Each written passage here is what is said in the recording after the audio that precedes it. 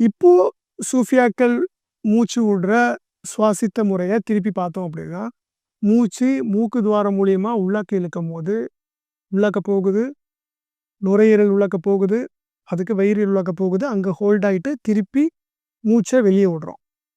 இங்க என்ன பண்ண போறோம் அப்படின்னா, இறைவழி அடையறதுக்காக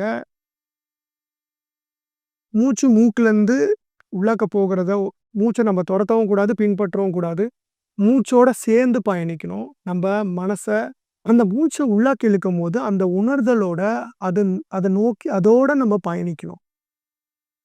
அப்படி உள்ளாக்க பயணிக்கும்போது, அது வயித்து உள்ளாக்க போயிட்டு, கொஞ்ச நேரம் மூச்சு இல்லாத ஒரு நிலை உண்டாகும். அந்த நிலையையும் நம்ம கவனிக்கணும்.